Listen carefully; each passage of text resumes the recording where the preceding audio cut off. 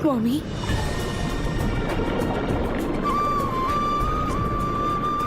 ஏன் சுவாமி தாங்க முடியாத இந்த வேதனை? மந்தார மலையின் பாரத்தை எப்படி சுமக்கிறீர்கள்? தேவர்கள் அசுரர்கள் இந்த மலையை கடையும் போது உங்கள் முதுகில் காயம் பட்டு அதனால் வரும் இரத்தத்தால் சமுத்திரமே சிகப்பாக மாறிவிட்டது. இந்த காயத்திலும் இந்த வேதனையிலும் கூட என்னை பார்த்து சிரிக்கிறீர்களே.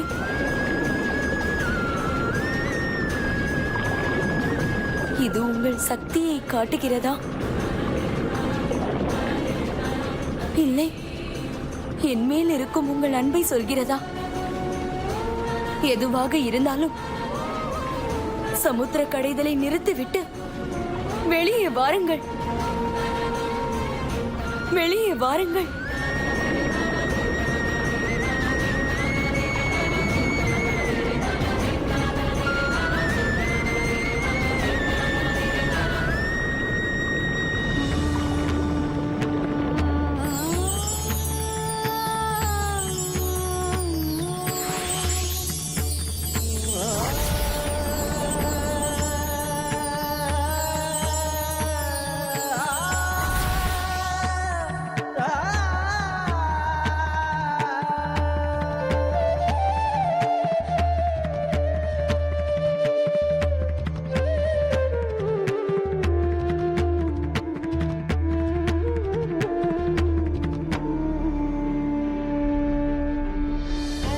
தேவி, உங்களின் அன்பான வார்த்தை என்னுடைய எவ்வளவு பெரிய வலியையும்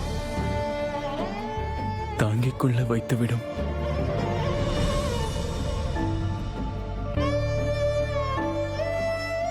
ஆனால் சமுத்திர கடைதல் நிற்காது.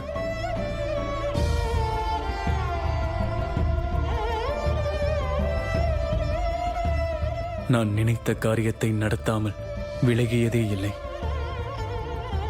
தேவர்களுக்கு அமிர்தம் கிடைத்தே ஆக வேண்டும். நான் அவர்களுக்கு வாக்கு தந்திருக்கிறேன் தேவி.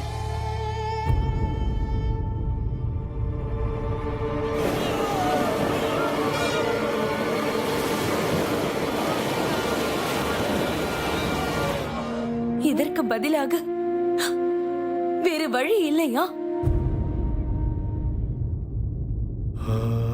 இருந்தது தேவி. மந்தாரமலை மூழ்காமல் இருக்க நாம் இருவரும் ஒன்றாகி அதிர்ஷ்டான ஹோமம் செய்திருந்தால் மலை சமுத்திரத்தில் நின்றிருக்கும்.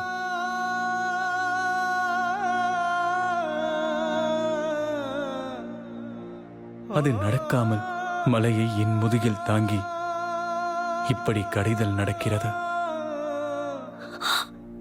சுவாமி, நான் தான் பிடிவாதம் பிடித்தேன், பிழை செய்தேன். அதற்காகத்தான் தாங்களும் பிடிவாதம் பிடிக்கிறீர்களா? உடனே சமுத்திர கடைதலை நிறுத்த சொல்லுங்கள். நானே ஆரம்பித்த காரியத்தை நானே எப்படி நிறுத்துவது தேவி? தேவர்களுக்கு அமிர்தம் கிடைத்தே ஆக வேண்டும். அவர்கள் அமரத்துவம் அடைந்தே தீர வேண்டும். அதனால் அவர்கள் இழந்த சொர்க்கலோகம் அவர்களுக்கு கிடைத்தே ஆக வேண்டும் தேவி. சுவாமி, அதற்காக உங்களுக்கு இந்த கஷ்டம் எவ்வளவு காலம் தொடர வேண்டும்? இது எனக்கு கஷ்டமே இல்லை தேவி. என் பக்தர்களான தேவர்களுக்கு நான் செய்யும் கடமை. ஒரு பக்கம் அன்பு, மறுபக்கம் பக்தி. என்னை எப்போதும் பக்திதான் ஜெயிக்கும். நீங்கள் அன்பால் வெளியே வா என்கிறீர்கள். அவர்கள் பக்தியால் தங்களை காப்பாற்றுமாறு வணங்கி நிற்கிறார்கள்.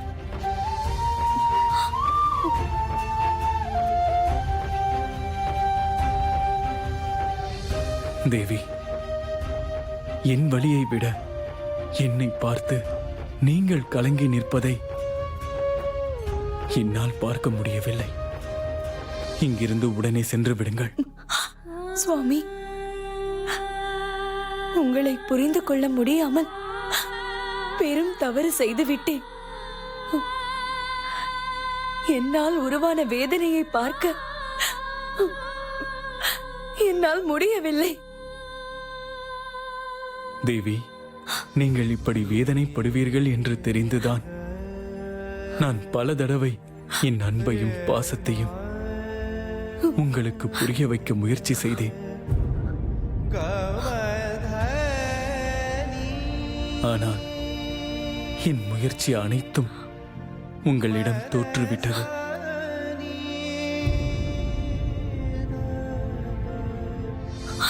சுவாமி, உங்களுடைய அன்பையும் பாசத்தையும் புரிந்து கொள்ளாமல் போனதற்கு வருந்துகிறேன். என் அன்பையும் பாசத்தையும் நீங்கள் ஒரு புருஷனாக புறக்கணித்ததாக நினைத்தேனே தவிர உங்கள் கடமையை பற்றி நினைக்கவே இல்லை.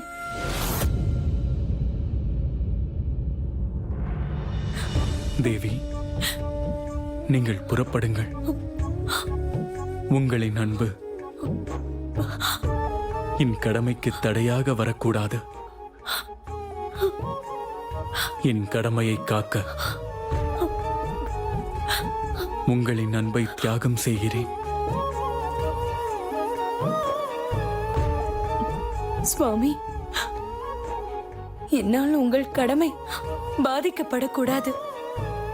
நம் அன்பினால் செய்ய வேண்டிய கடமையை நீங்கள் அவஸ்தைப்பட்டு செய்வதை பார்க்கும் சக்தி எனக்கு இல்லை.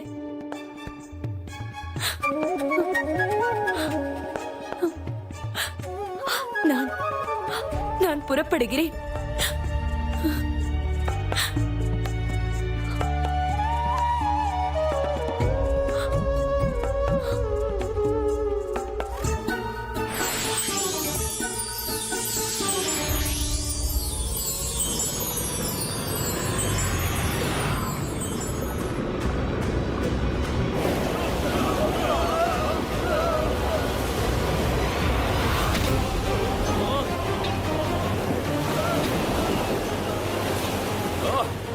தேவாசுரர்களே,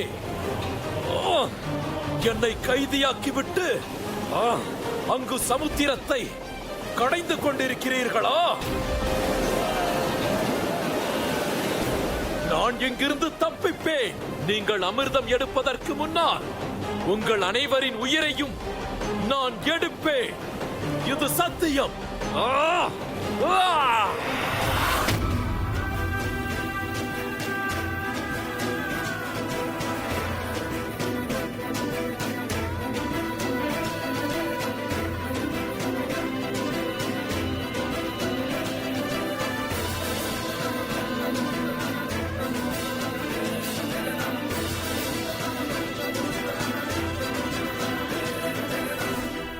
தேவரிஷிகளே,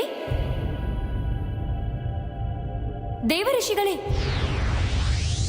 வணக்கம் தாயே. நாரதரே, நாள்தோறும் நாராயணா நாராயணா என்று நீங்கள் அழைக்கும் என் சுவாமி படும் கஷ்டத்தை கண்கொண்டு பார்க்க முடியவில்லை. நீங்கள் வெறுமனை பார்த்து கொண்டிருக்கிறீர்களே. நாராயணா நாராயணா. தாயே, என் சுவாமியின் அவஸ்தையை நான் வெறுமென்று பார்க்கிறேனா? அவர் இதுபோல் படும் கஷ்டத்தை காணக்கூடாது என்பதற்காகவே உங்களை காண வந்தேன். நீங்கள் தான் என் வார்த்தையை காதில் வாங்காமல் பிடிவாதம் பிடித்திருந்தீர்கள். இப்பொழுது நிறுத்தச் சொன்னால் அவர் நிறுத்துவாரா? இந்த சமுத்திர கடைதல் எவ்வளவு காலம் நடைபெறுமோ? அவர் எத்தனை காலத்திற்கு இந்த மந்தார மலையை சுமப்பாரோ? இந்த சமுத்திரம் அவர் ரத்தத்தால் எவ்வளவு காலம் நிறம் மாறி இருக்குமோ? அந்த கொடுமையை நினைக்கவும் முடியவில்லை, சொல்லவும் முடியவில்லை. உங்களின் வார்த்தையின் அர்த்தம்? தாயே, இதை என்னால் சொல்ல முடியவில்லை. தாங்களே புரிந்து கொள்ள வேண்டும்.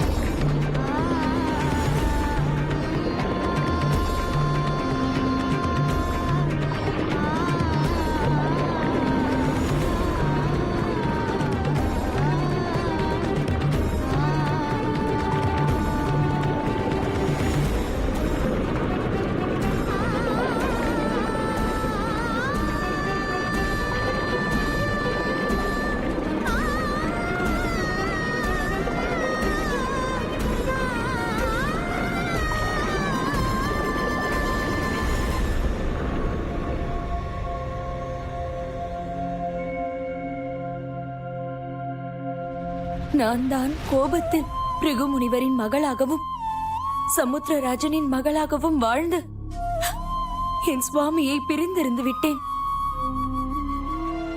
தேவி பார்வதி, சமுத்திர கடைதலுக்காக அத்தனை பெரிய மந்தார மலையை சுமக்கும் உன் அண்ணன் படும் கஷ்டத்தை என்னால் பார்க்க முடியவில்லை.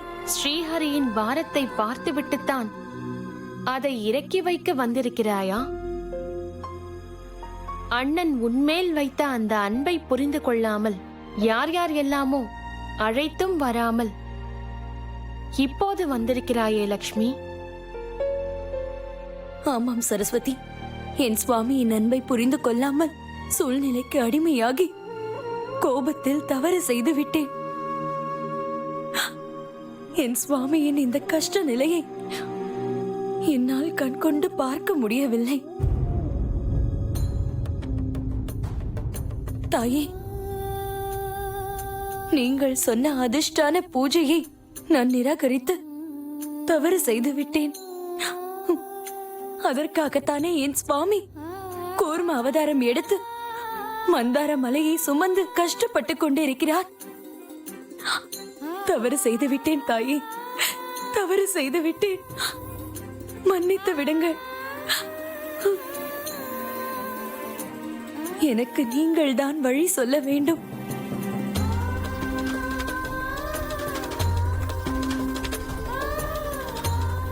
மகளே, மகாவிஷ்ணு மேல் நீ வைத்திருக்கும் அன்பும் பாசமும் இப்போது புரிந்துவிட்டது. இதைத்தான் நாங்கள் எல்லோரும் எதிர்பார்த்தோம்.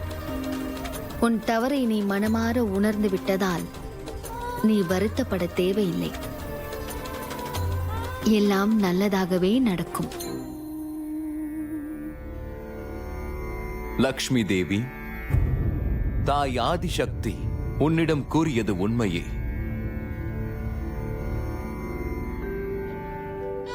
பிரம்மதேவனே, நீங்கள் எல்லோரும் சொல்வதை பார்த்தால் சமுத்திர கடைதல் நடந்துதான் தீரும் என்பது தெரிகிறது. சமுத்திர கடைதல் முடிந்து இந்த கூர்ம அவதாரத்தில் இருந்து என் சுவாமி எப்போது வெளியே வருவார்? சொல்லுங்கள். லக்ஷ்மி தேவி, தேவர்களுக்கு அமிர்தம் கிடைக்க மகாவிஷ்ணு உறுதியுடன் சமுத்திர கடைதலை நடத்தி கொண்டிருக்கிறார். அதில் வெற்றியும் பெறுவார்.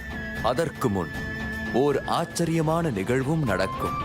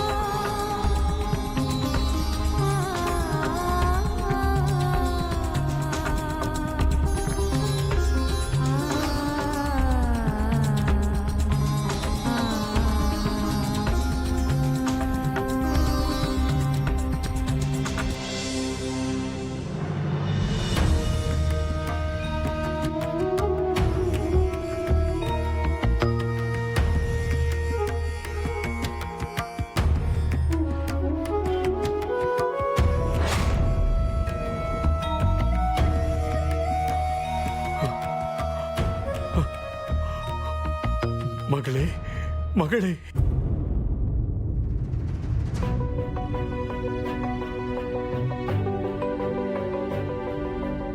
தந்தையே, நான் எவ்வளவு முயற்சித்தும் சமுத்திர கடைதலை என்னால் நிறுத்த முடியவில்லை. நான் உங்களுடன் இங்கேயே இருக்க முடியாதா? அதற்கு ஒரு வழியும் இல்லையா?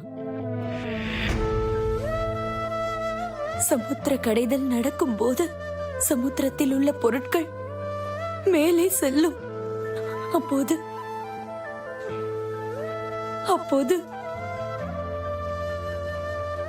நான் அசுரர் கையில் சிக்கினால் என் எதிர்காலம் என்ன ஆகும்? பலிராஜா, இந்த விஷவாயு எங்களை கொல்லுகிறது. எங்களை காப்பாற்றுங்கள். பலிராஜா, எங்களால் பொறுத்துக் கொள்ள முடியவில்லை.